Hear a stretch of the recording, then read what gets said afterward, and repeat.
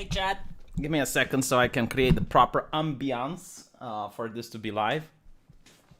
I just need to turn on the light so that I can also get a lot of mosquitoes into my room. My God, I hate them. You know, like one thing that the CCP was right about was the 4 pests.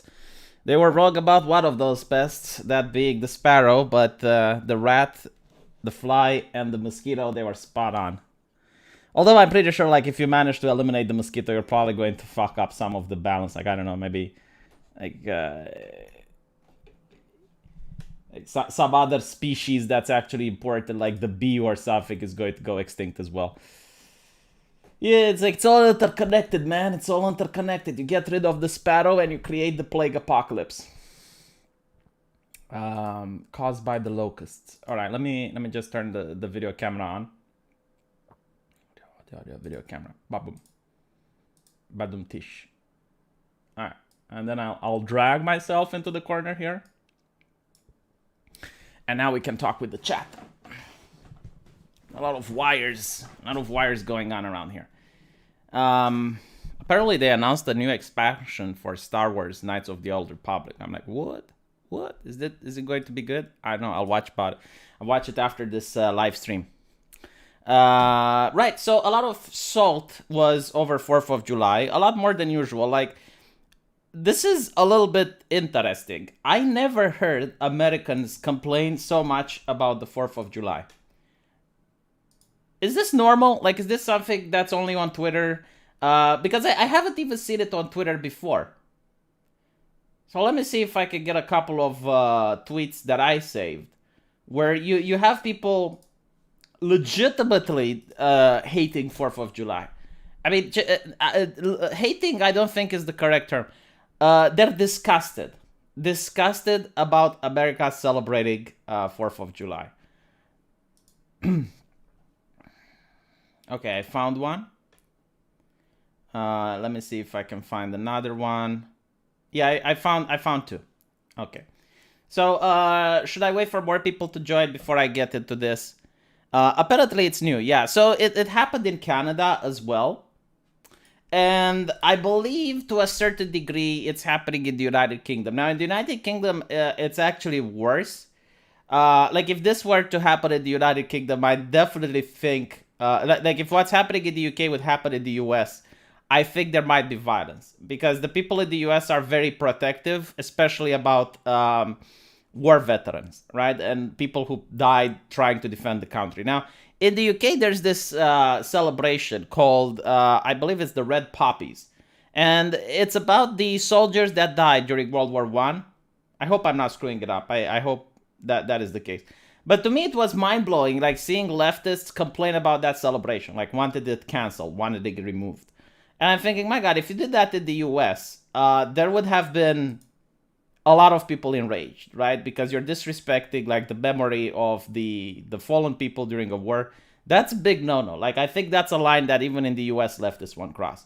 But you get to see that. So you get that in the UK, and then you get in Canada, like people being against celebrating Canada's Day, and now you get it in the United States with the 4th of July.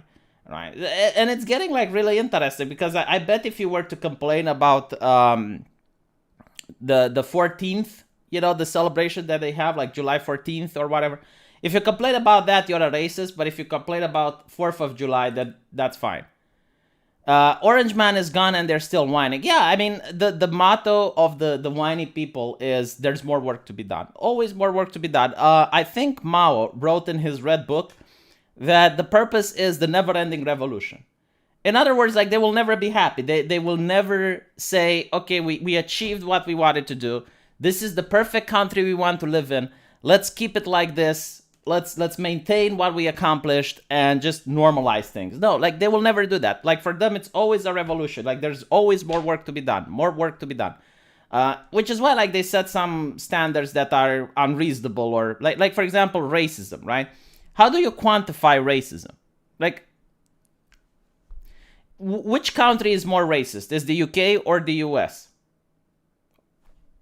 Okay, was the United States more racist this week than it was last week? Like, how exactly do you quantify it? And the question is like, well, you need to quantify it, because how can you know that the things you are using, like the tactics you're using, are actually helping improve the situation or make it worse, or it's the same?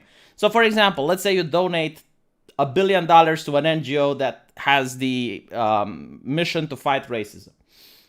How do you know that the NGO does a good job? I mean, maybe they have like a lot of publicity and like raising awareness campaigns, and they promote some legislation that gets enacted, but how do you know, like, whether or not what they did is good, or whether or not what they didn't change anything and it just wasted the money, right? So that's the main problem.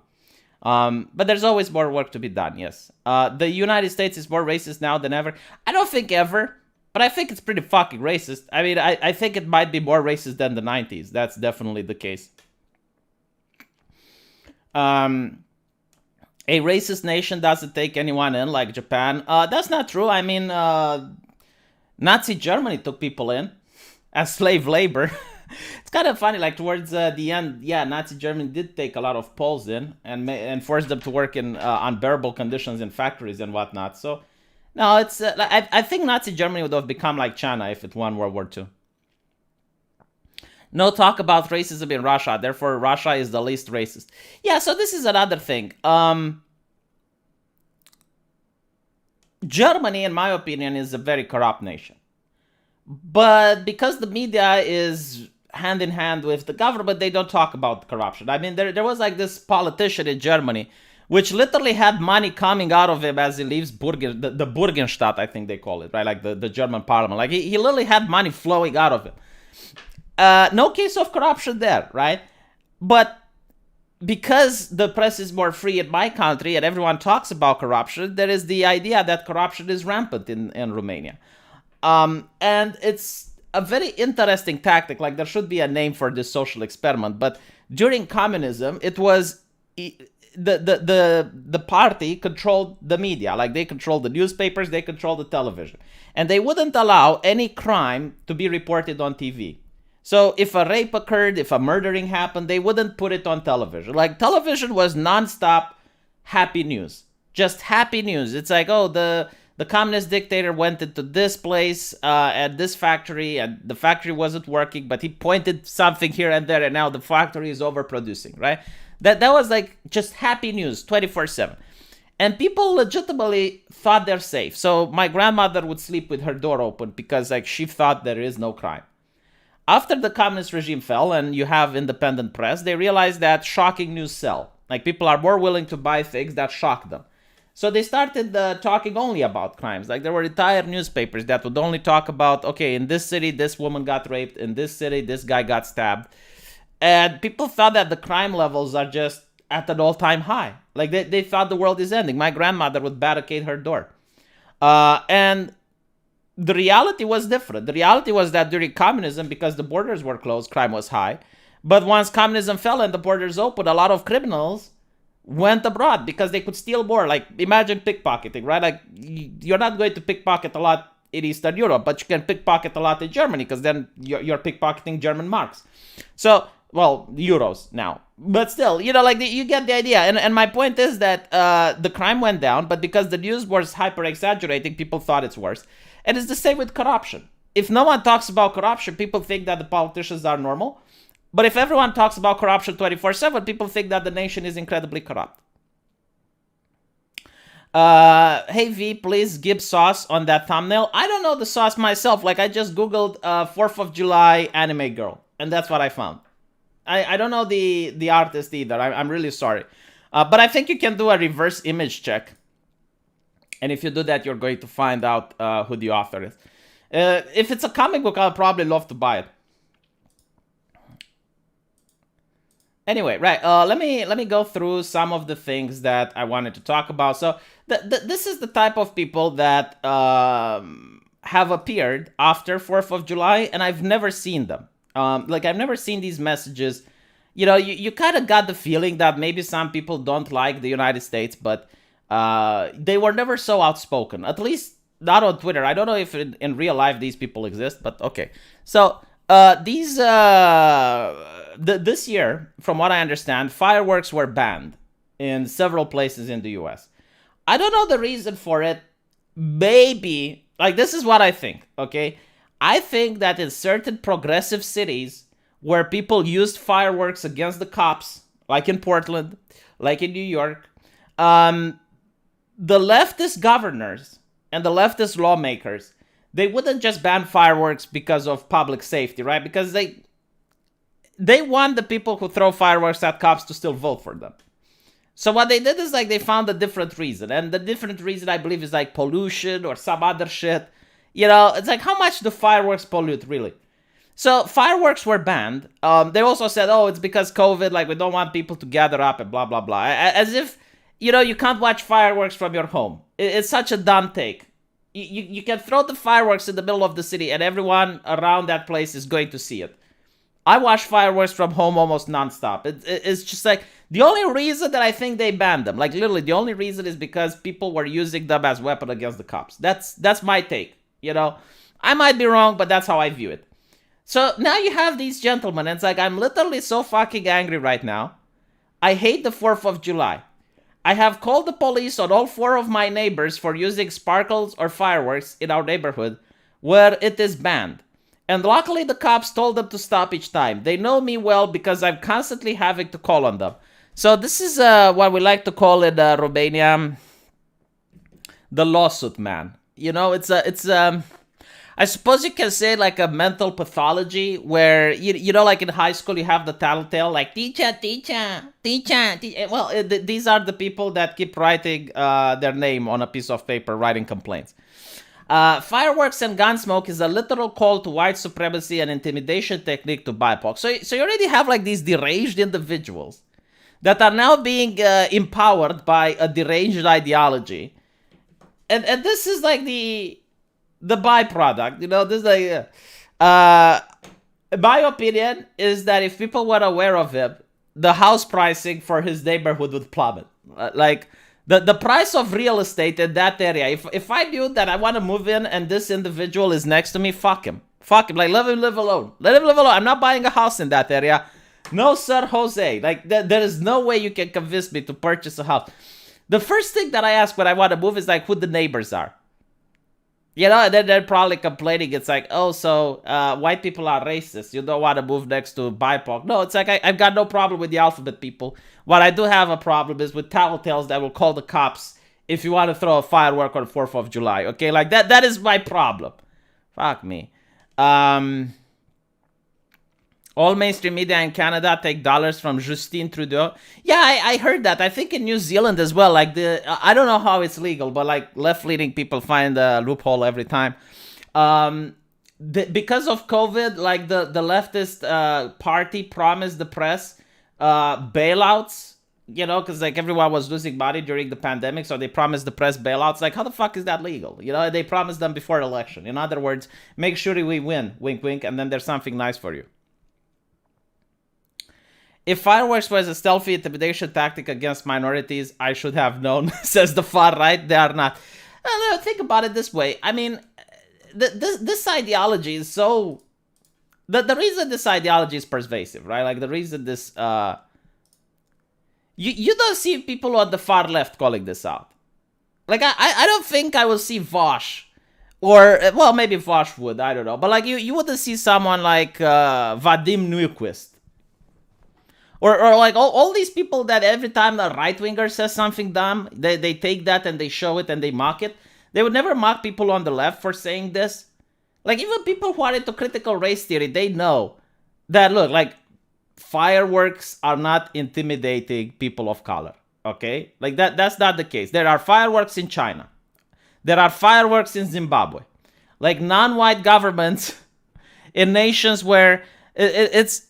When my cousin, and she's a white girl, when my cousin went to India, like, she said that the people there were so bewildered by the fact that they're seeing a white person for the very first time that she had kids on the street, like, reaching out to her to touch her face. Okay, like, that's how rare white women was in the place that she went. You know what they have there? They have fireworks. Like, this is, like, the most bizarre thing.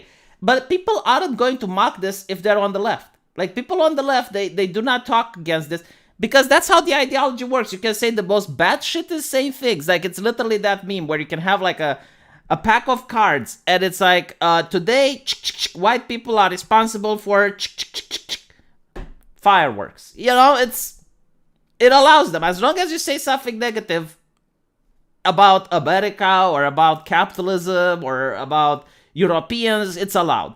And it's on purpose. Like, that's what critical theory is. It doesn't matter if the criticism is accurate or not. All it needs to be is for the criticism to exist, so that you destabilize the system, because systems can't work if they're being criticized ad nauseum. Now, another example, which is actually a little bit more interesting, and this is something that I also hear in Romania every now and then. You get like these old Romanians who manage to have like a good time during communism, because they had connections. Like, maybe they had a relative that was an inner party member, or maybe they just happened to know a guy that knows a guy, you know. So they are reminiscent of communism, and they say, well, it was a lot better when communism existed. So I have like this person, like the only red, white, and blue that I recognize, and it's North Korea and South Korea. And then you have like this guy saying, North Korea is much more free than America.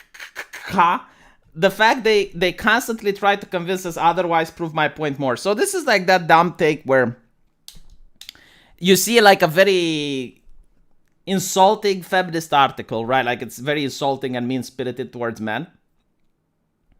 And the way they handle it is by saying, see, the comment section proves that we need feminism. It's like making a Nazi article and saying, the comment section proves that we need National Socialism. That logic. And here it's literally the same, right? But like, if anyone says that America is better, then that proves that North Korea is actually superior. This is how you can debunk this, you know, with 7 words. Just 7 words. Whatever a communist tells you this nation is better than the other, you can say, why aren't people free to leave then? It's a great question, right? Like, what? Because the USSR, North Korea as well, doesn't allow people to leave. In fact, people risk their lives trying to leave these nations. That's how bad it is. And they even know that if they leave, their family is going to get into trouble. But they want to leave anyway, because that's how bad it is. So that's the argument, right? Like, people vote with their feet. If America is so evil and racist, why are people of color wanting to go to America? Because it's a bad place, right? I mean, if it's so bad, why do people want to go there? Why is it the other way around? Why aren't people of color fleeing the United States then, if it's so abhorrently racist?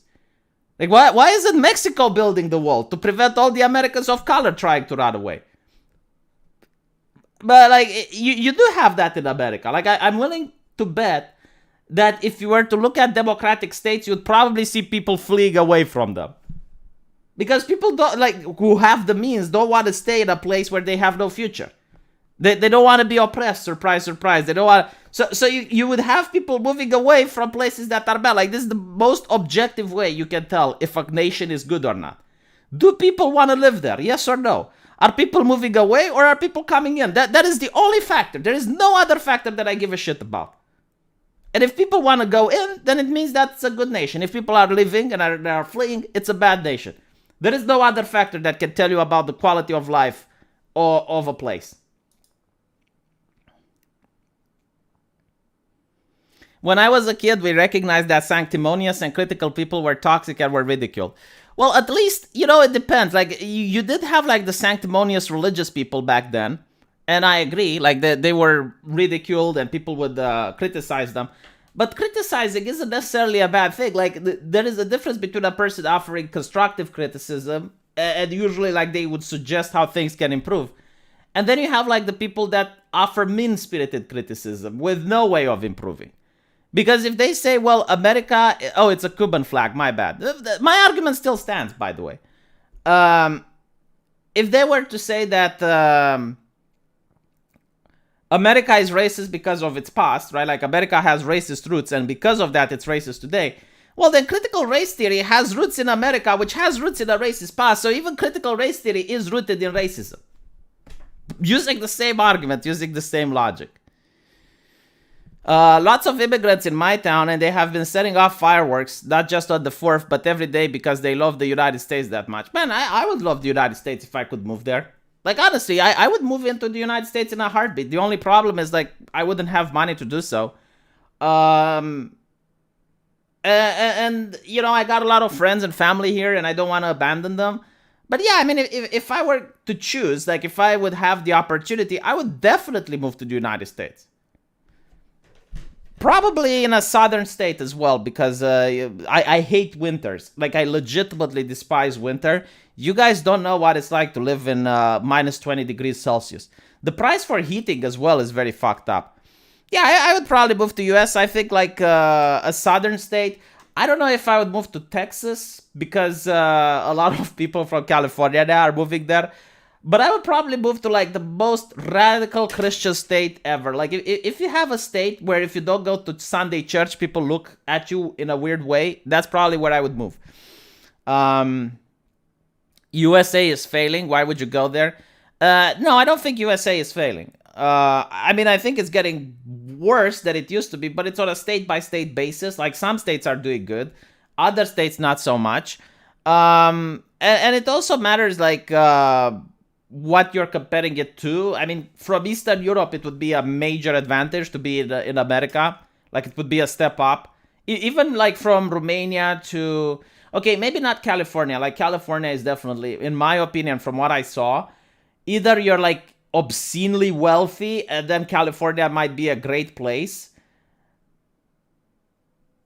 Or no, it's kind of hard to tell, man. I mean, I seen people like having homeless guys, you know, sleeping in their backyards, and they're calling the cops to take them out, and the cops say, well, no, we can't. We just can't. We can't move them. We're sorry. Right? So, yeah, I mean, I guess not. But, yeah, maybe not California, maybe not New York. Or if I were to move to California or New York, I would move in a rural area, like a place like a small town, a small village, and then I wouldn't give a fuck. But other than that, no. And I hear Tactical Droid complaining, calling me a traitor because I would move to US. And he says, like, I shouldn't come back when President AOC gets elected.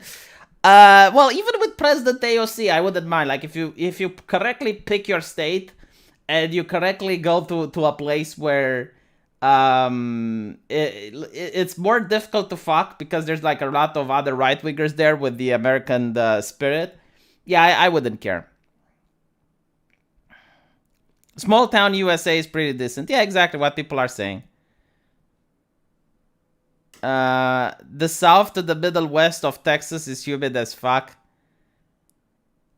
Southern California has a lot of homeless. Yeah, like a surprisingly high amount of homeless. Look how the Europeans are treating me, right? Like I just wanna point out, like, a lot of far right Americans, like white identitarianism, is like, oh, we are from a European stock. We are the European stock. Oh yes, the white people. And I'm telling you, like, look, in Europe, it's not like that. And they're like, no, V, you don't understand.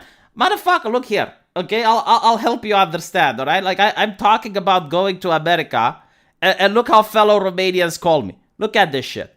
Look at this shit, okay? This is why I don't believe in identity politics. The white European stock. They would hate me. They would hate me if I leave. Do you know how much disdain on television it is now for Romanians that are leaving? Holy shit. To be honest, like, Romania has a big problem with emigration, not immigration. Move to my town, V. 800 people and 6 churches. Not enough churches for my liking. Like, 800 people should have, like, at least 20 churches, and then I would move there. Come to Turkey. Doctors get paid good here. No, I would never go to Turkey. Like, I'm not very comfortable with the way Turkey is going right now. Especially with Erdogan in power. Like, I definitely think Turkey is going to go from worse to worse. And I even think if there was ever a major conflict, Turkey would be involved. And they would start drafting people. So I wouldn't want to go to Turkey. And by the way, like, Turkey is probably like the only Muslim nation that I would have no reservation going to. Like, if I had to choose a Muslim nation, I would probably choose Turkey. And Erdogan, by the way, like, he's so weird. Like, he is so bizarre, right? So on one hand, it's like, okay, he wants Sharia. But on the other hand, he is paying subsidies for pig farms. Like, that really baffled me. Because, like, in Turkey, there's a lot of non-Muslim population, which is being treated better than in any other Muslim state. And Erdogan is subsidizing pig farms for that population. And I'm like, okay, I get, like, he's a very savvy capitalist.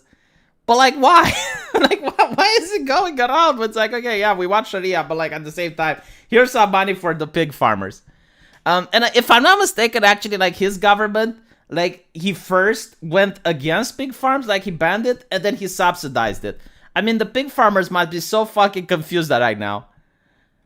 Is Romania worth moving to? So it depends on what job you do, right? Like, if you can do a job that you don't work from an office, like, for example, if you can be an entrepreneur, so let's say you're really good and talented at taking wedding photos or something like that. Or if you're a YouTuber like myself, or you do finance, or, you know, you work from home mostly, Romania is by far the best place you can move to. Like, one of the best places you can move to. It's very peaceful, quiet. You have access to all the luxuries that you can get in the United States. There is literally, like, not one thing now that you can buy in the US that you can't buy in Romania.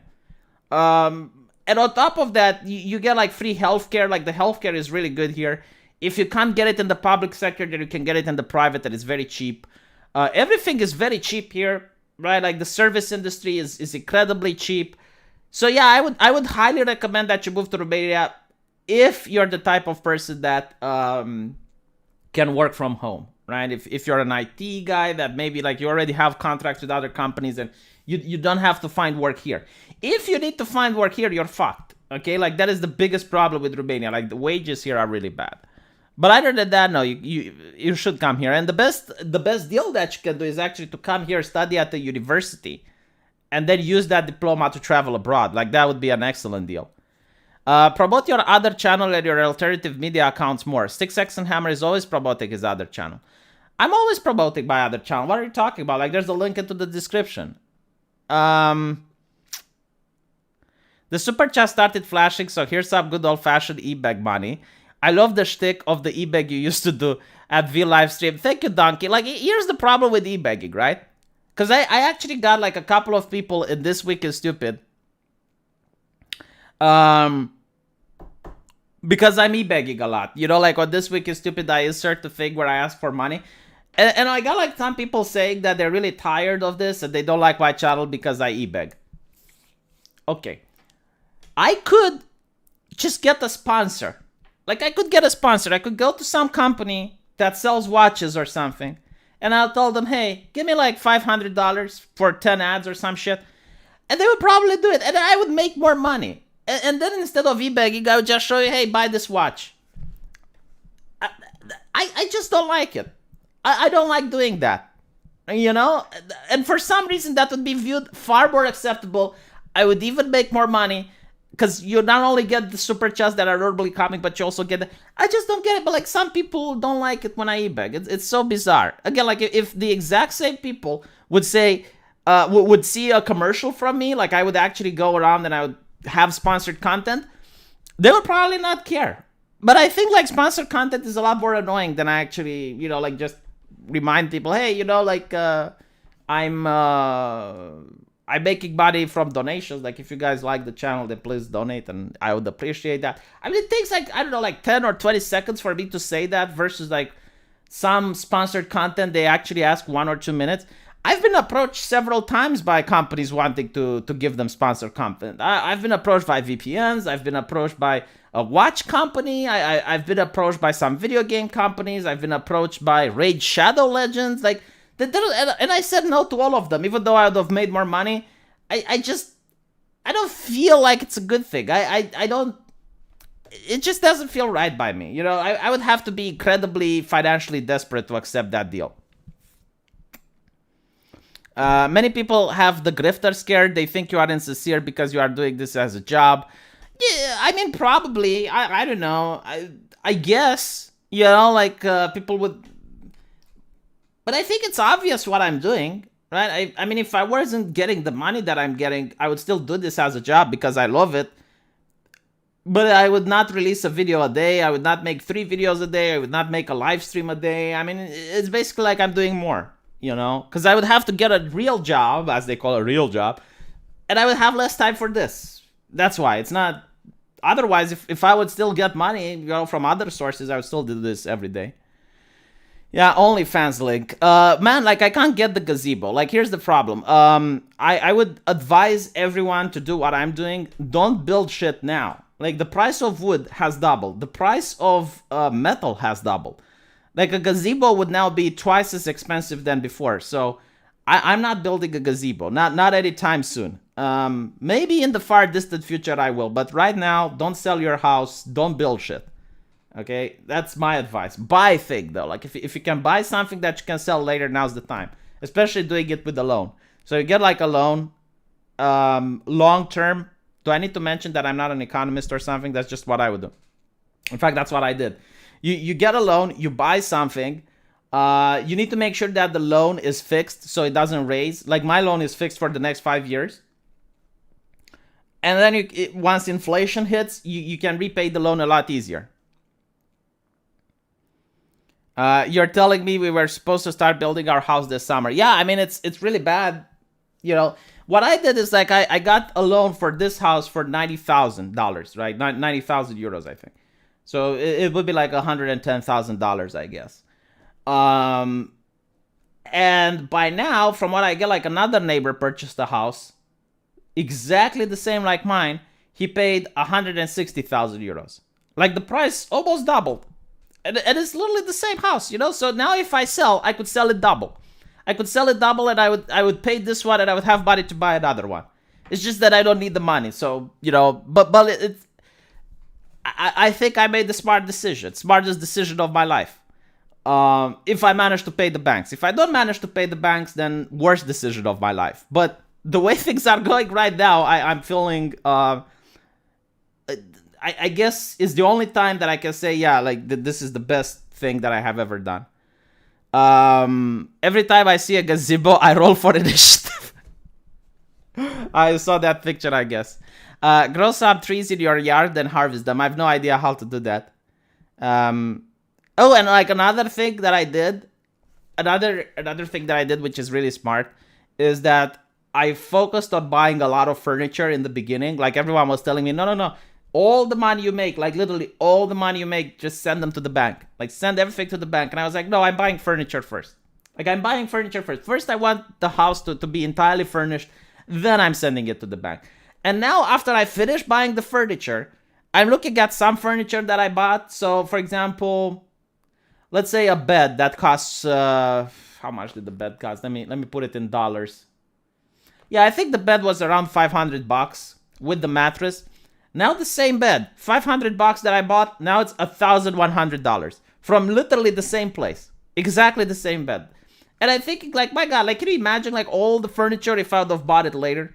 Like, everything that I would have spent would have been almost doubled because the price of wood has doubled and the labor is a lot more difficult to find. Hello, Julie Mora. Thank you for the donation. Buys one chair. Ebook finished. Sell the bed. I would actually want to sell the bed. I don't really like it. It's kind of flimsy. Debt is the only asset which increases in value with inflation. It's true. That's why a lot of banks don't give you like a loan that's fixed nowadays. $500 bed, that's cheap. Yeah, it's cheap because I bought it during Black Friday. But even so, it like even if first of all, I don't think like Black Friday actually reduces the cost, right? But even with the reduction in cost, it wouldn't justify why it's over $1,000 now. I mean, it's over double, and I'm like, okay, that's just the bed. Like everything that I bought, I looked at the receipts, and I went to the same store now, and I was looking at it. The prices are just exaggerated, like enormously so. At least double on everything. And I'm like, okay, well, money printer goes bzzz. Yeah, pretty much. Is Romania and Bulgaria the same thing? No, not really. I mean, I don't know. I've never been to Bulgaria. They're another nation. We're competing with each other. Like, there's a lot of friendly competition between Bulgaria and Romania. There was once like the Romania-Bulgarian Empire that lasted for a couple of decades, but I don't know. I mean, I've never been there, so I can't tell you. But I assume it's not really that different than here. Owning property is the best hedge against inflation. Keep the house. Yeah, definitely. Yeah, Bulgaria is a separate country, but it's kind of like in Eastern Europe, you know, you go from one country to another. It's not that much of a difference. For example, France and Germany. Oh, sorry, Germany and Austria. You know, it's not that different. But even French and Germany. I mean, the language is different. The customs are different. But at the end of the day, you know, like the same things you can do in one country, you can do it in the other. Like there's not major differences. It's not like going from Germany to Japan. You get like even the architecture might be similar in some places, but I mean the differences exist, but they're not staggering, is what I want to say. Oh look, Tactical Droid doesn't know history. Read on about the Romania-Bulgarian Empire. Let me see. The communists have Romanian washed the history, making it seem like we were never aggressors.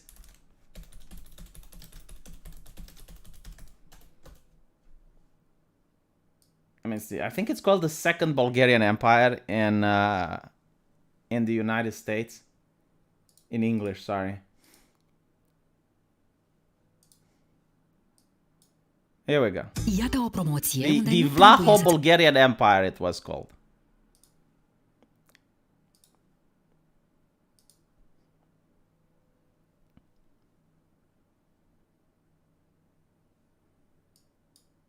Yeah.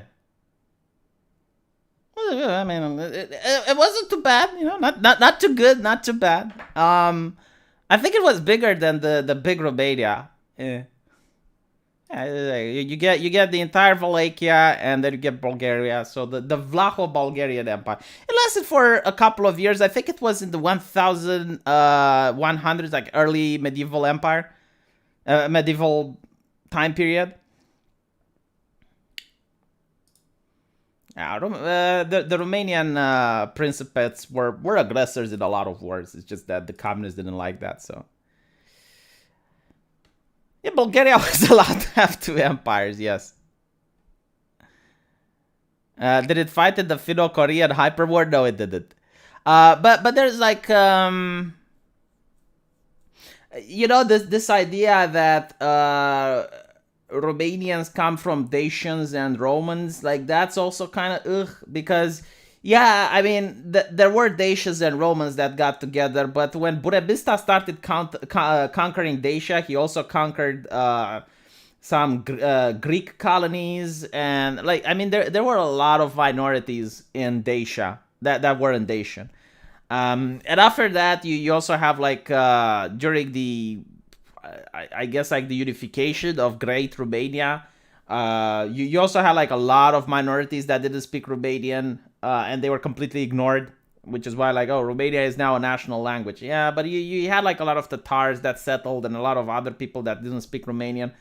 So like history is a lot more complex, I guess. There was also the one time when we did a regime change, also in Bulgaria. Oh, that's like my favorite thing is when we BTFO'd. Was it Poland or Hungary? I think it was Poland. Yeah, it was Poland that we BTFO'd really bad. So we had the great Stefan. Let me see if I can find it. Pădurea Corvinilor. Yeah, the thing is, I don't remember if it was Poland or Hungary, but let's assume it was Poland. I'm pretty 90% sure it was Poland. So we have this Romanian ruler, Stefan the Great. And Stefan the Great is... it was Hungary, my bad. Hungary, 100% now it's Hungary. I just found it out. Okay, so Stefan the Great, you know, he looks at the map and he doesn't really like the fact that he is exposed to the Russians. He's doing a lot of campaigning against the Ottoman Empire. He's constantly being attacked by the Ottomans. And he doesn't like the fact that he's exposed on the Russian front. And he's like, well, if the Russians ever decides to invade, then it's a problem. So he looks at the map and there's this forest called Pădurea Corvinilor. And this forest belonged to the Hungarians. Now, this would have been a really great strategic asset fighting against the Russians. So what Stefan does is like he starts his little army and he starts conquering Hungary, and he moves deeper and deeper and deeper until he almost reaches the capital.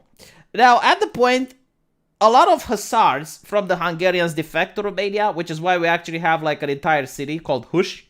Hush stands for hussars. Like the knights from Hungary were defecting towards Stefan the Great. And at this point, it's like the Hungarian king gets a little bit wet. Like, what the fuck? So he has like a peace meeting with Stefan. It's like, motherfucker, what do you want? Like, what do you want? You don't want Hungary. Like, you can't keep it. Like, there's going to be, like, behind every blade of grass there is a bow and arrow. Like, people are going to rebel. What the fuck do you want? And it's like, I want the forest. Oh, you want the forest? Okay, fine. Have the fucking forest. And then they redraw the maps, and then the forest belongs to Romania. Yes, the hussars were winged.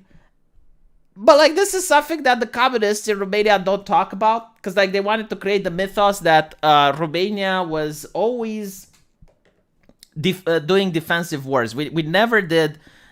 we never invaded any neighboring nation. We never did any wars of conquest. Like, that is so bullshit.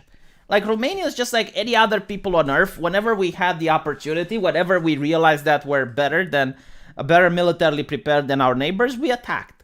Every single goddamn time. Now, the reason that didn't happen very often, well, it's because we were under 4 empires. Like, we were literally surrounded by 4 empires. So attacking an empire when you're a tiny nation is a little bit difficult. But all in all, like, we managed to put up a fight whenever we had the opportunity. Whenever we realized that a neighboring country is weak, we took advantage of it. Probably not meant that. The forest is the best part. I think there's another one where another reader also, Marco de Hunedoara, probably. The thing is, like, I haven't read history in decades, but at one point I knew all the names and all the places. But we actually did have, like, a leader that went all the way into Hungary and into Bulgaria and took control of it for a while before he died. And then the people rose up and redeclared independence. But yeah, you know, it was mostly for shipbuilding. It was for shipbuilding, but it was also for strategic importance. Like, back in medieval warfare, forests were very, very important. Like, if you had the forest, you had a major advantage. You could defeat an enemy army that was bigger than yours just by knowing the forest, by knowing the land. Yeah, they stole a forest. Yeah, they stole a forest. Greetings from the Bulgarian Empire. Hello, Seribox. Sultanate of Rav didn't hold the torch for a long time. Yeah, history is very dark, like, especially when you realize that people didn't have the same morality that we have now. So, anyway, let me show you a big fail, a set sail to fail, right? So, you have, like, this very cringe t-shirt from Ben Shapiro. Now, I don't really mind the cringe. I mean, if people want to buy it, then it's a perfect product, right? But it's called the Snowflake Melter. And it's got, like, Ben Shapiro with the laser eye meme. The only problem is that if you buy the white variant, the snowflake being written as white now doesn't appear on the t-shirt, and it just says Belter. And leftists notice this and they're laughing. Like, snowflake Mel. By the way, why are people so happy when they're putting on a t-shirt? It's something that I never understood. It's like people put on a t-shirt and they're smiling. Like, why? Why do you do this? It's just a t-shirt. Calm the fuck down. Why are you smiling? Be more serious. You're advertising a product. You're taking part into capitalism. It's serious shit. It is cringe. It is cringe. No, I get it. It's cringe. But again, like, if people want to pay for it, lots of black and Asians listen to Ben Shapiro now. Well, I don't know, but maybe the ones that wear the shirt do. I mean, this is going to go on my other channel where I talk about video games and such.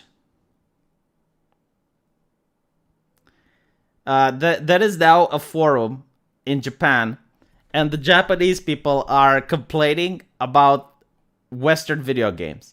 More specifically, like the female design in Western video games, and I asked someone to do a translation, and they translated it. It's hilarious as hell. Let me see if I can find it in time. Damn it. I probably didn't save it. Every single time I go on the stream, I find something interesting and I think it got saved. Oh, here we go. We found it. So, I'll,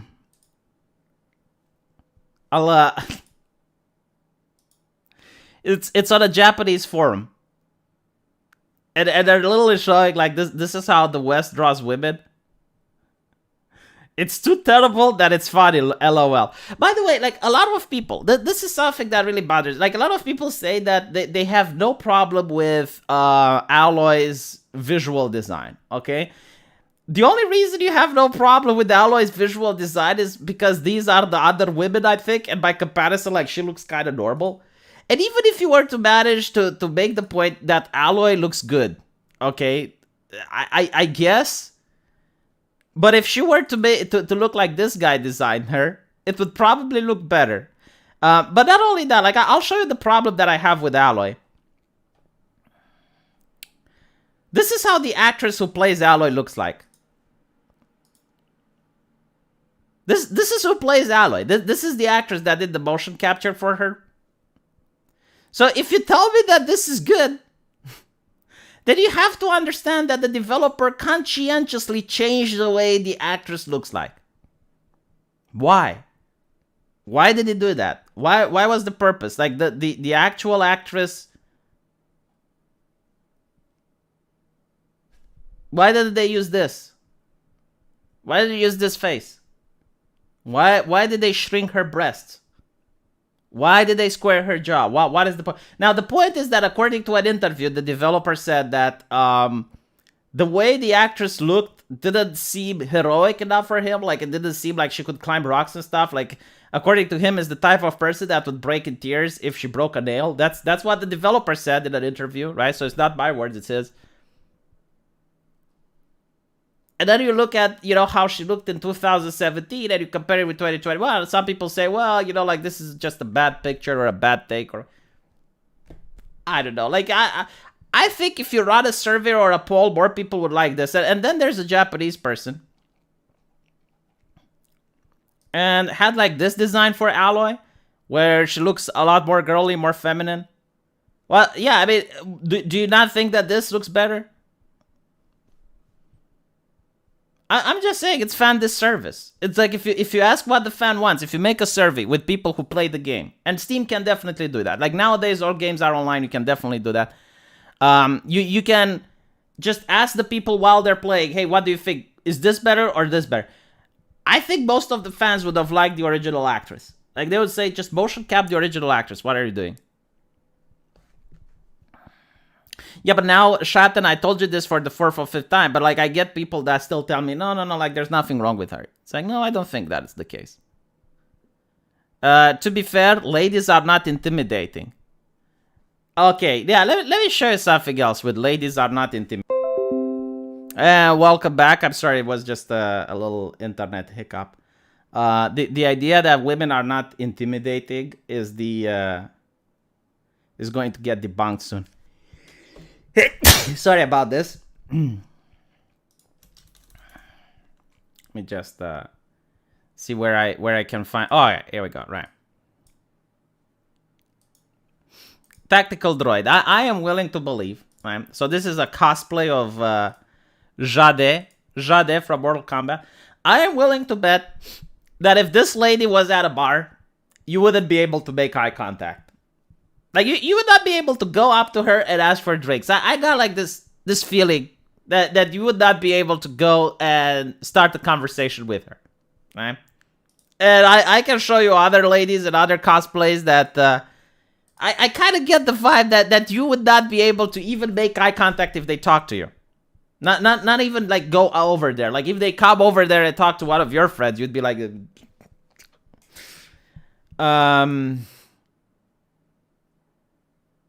You could beat her in a fight. Okay, yes. I don't know how you look like.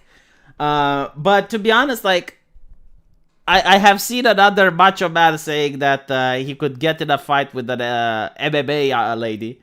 and the MMA lady managed to kick his ass. So it depends. Okay, like I agree. The average man versus the average woman, the average man will win. But like if you have a woman that actually trains, especially in martial arts that matters, so not karate or some bullshit like that. Like if they trade in Brazilian jiu-jitsu, if they trade in kickboxing, if they trade in MMA, they could actually take an average man. But if they both trade, then yeah, probably the man will win on average. It's a demoralization tactic. Yeah, it's a demoralization tactic in the way that they make you think that as a guy, it's not normal to find women attractive. Like they actually, because I really thought about like what is representation? What is the purpose of representation? And the purpose of representation is to demoralize men. Is to make men think that if you like a sexy woman, you're a sexist and you're a problem, you're a bad person. You shouldn't like that. You should like the type of women that people from California create in video games. I miss the day when the mocap models were chosen for how close they look to the developer character design. Yeah, I agree, HK9410, and thank you for coming back. I still know that HK9410 was a person who gave me a lot of super chats. But yeah, I mean, they still do that with the men, but with the women, like for some reason, they just completely scratch what the original model looks like, and they completely replace them with something else. Regarding your last video, you have no idea how low the morale is in the US military. Lots of good guys are trying to get out. It's actually scary. I know that, JV. I didn't even mention it because I don't know if it's a temporary thing or not. But ever since the current administration is doing the military purge, and from what I understand, it's like they're going to go to your social media account, and if they find anything that they don't like, they can fire people, so the morale is low. Yeah, I mean, but not only that, like if you have a nation that demonizes nationalism, so nationalism is bad, then how can you make the argument that a person should go and sacrifice their life for the safety of the people staying at home? I mean, China doesn't do that. China is like, no, China is great. China is the best thing ever. If you say anything negative about China's history, you can get a fight, you can get banned from social media. Like, if China is great, then yeah, then people who live in China want to defend China to keep it great. But if in America you have people having a problem with like make America great, if that is a problem, why would anyone go to the military and sacrifice their life? What's the point then? Like what there is and it's the same crisis that the European Union is having. That like to me the European Union is a mental illness at this point. Like they're talking about getting more nations in the EU, especially like nations in the Balkans. And the problem with that is like the Balkan is a hotspot for territorial disputes. And it's got like all sorts of different ethnicities, and it's got like all sorts of conflict and historical grievances. But not only that, like you're now encroaching on Russia territory, like Russia's ambitions are in those Balkans. So you see the EU just constantly, encroaching onto Russia, and the EU doesn't even have a military to stand against Russia. Like they're completely toothless. And you look at the EU nations, they take gas from Russia. They rely entirely on NATO. And they're not even paying their fair share to NATO. And now they want to start shit with the Russians? Like, are you fucking kidding me? Like, even if you were to have an EU army, which is what they want to do, right? Like, they want to create an EU army. Perfect. Let's say you create an EU army. You look at what happened with Japan, okay? Like, Japan has a very good army. Like, they're technologically advanced, and they got a really good military. Like, compared to a lot of Eastern European nations, Japan is way ahead. But when they deployed it for the first time, it was just a disaster. Why? Because they didn't have combat experience. Like now, combat experience is a lot more important than it used to be, because you got to operate all these high-tech machinery and all of this high-tech gadgets, and it's very difficult, right? So the Americans were more afraid of their Japanese allies when they were deployed in the Middle East than the enemy. I had like a lot of friends from the Marines and the Army, and they were telling me just interesting stories about the Japanese troops, let's put it like that. I don't know if it's the same case now, maybe they got experience, but that was like the biggest problem. So the EU creating a new army, they would probably be the same like Japan. Like the European Union hasn't fought in any wars. None of the European countries have fought in any wars recently. They have no experience. The only nation in the world that genuinely has experience when it comes to combat is the United States. Hello, Jack.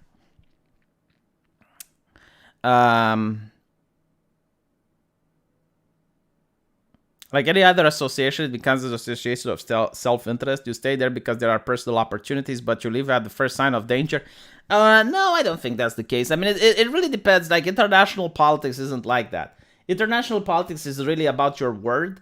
Like, no one can enforce an international treaty. And usually countries are reluctant to sign treaties with countries that have a renown of breaking said treaties. So if you start breaking treaties, then no one wants to do deals and business with you. If Russia goes to war with the EU, Romania will be a front line. No, I think they would probably go in through Ukraine. Like, Romania would definitely eventually become a front line. But they would probably go to Ukraine because it's a lot easier. England fought several wars. Yeah, I know. That's why I don't consider England to be part of the UK, because they had Brexit. So, yeah, the UK would have some combat experience. They did deploy a lot of troops in order to fight with the United States. The French fight in constant wars around the world. It's not to the scale that the US is doing it, right? Like, if you're talking like massive mobilization, I mean, yeah, maybe like the French troops would have more experience than other nations, but overall, like, most EU nations don't have combat experience. Do you honestly expect the modern man to fight for his nation? Well, do you honestly expect the modern man to comply to pandemic shutdowns? Like Tactical Droid, if someone conscripts you, they're not going to ask for your permission. No, they're going to tell you, like, no, you've been drafted. And chances are, like a good little boy, you're going to present yourself to the first recruitment officer, and you're going to serve and do what you're told. Like, that is not the problem, okay? Like, drafting people and making them fight isn't the problem. The problem is the enthusiasm, right? Like, maybe when the first Russian tank comes, then all the soldiers will lift their hands up and surrender. Like, that's one of the issues that you might be facing. But I don't think, like, especially in Romania, people won't present to their recruitment officer. The other problem is, like, exactly like Romania, you get a lot of people that have left the country and now they're in the European Union. Do you think they would come home to defend their nation if that's the case, or will they stay in the EU? I think they will stay in the EU. You have the same problem with Ukraine. Like, a lot of university students who came to Romania didn't want to go back in Ukraine when the war came because they would be recruited. So that's, like, that is the biggest issue that you're having. But, like, the idea of, like, people going there and being on the front line, no, they would definitely do that. I think Turkey would side with the EU in possible EU versus Russia. Yeah, I mean, Russia and Turkey have been historically at odds with each other, so I don't think that would even be a question. It would either stay neutral or join the EU. Plus, Turkey is in NATO, so... You don't understand soldiers. You don't understand the mentality that Europe has towards the military right now. Like, we've been constantly drilled with the idea that the nation state is bad. So if the nation state is bad, why defend it? I mean, you have people in Romania saying, like, what exactly are we defending? The forests belong to Austria. The gas belongs to the Russians. The electricity comes from a French company. Like, what exactly? What is the strategic resource that we're defending in Romania? Why do we care if we're under the EU or we're under the Russia? What is the difference? Right? So that is the mentality that a lot of Romanians have. So if you're a soldier that's being drafted, like, why are you fighting exactly? What's the purpose? The only reason you're fighting, like, the only reason you'd be fighting is to maintain yourself alive, and do the bare minimum. Because you're not fighting for the people at home. You're not fighting for anything else. Remember, nation state is bad, Sake Puppe is German. Well, my bad. I get it. So if you're German, like, why would Germany rise up to defend Germany? What is the purpose? I guess, like, Germany has been drilled a lot with the EU mentality. Like, their nationalism for Germany is very low, but their nationalism for EU is very high. So maybe, like, Germans would rise up to defend the EU. I guess maybe that could happen.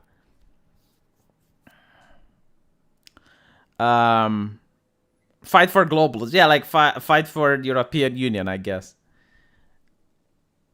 Romania doesn't even have draft. No, we don't have draft. It was actually imposed on us by the EU. It was part of joining the EU. Like, Romania wasn't allowed to have the standard military it used to. But we do have draft in case of warfare. So if, let's say, Romania was in a military conflict of war, then everyone, I think it's up to the age of 45 would be drafted. So technically we don't have draft during peacetime, but during wartime, every single man that is between the age of 18 and 45 would get drafted.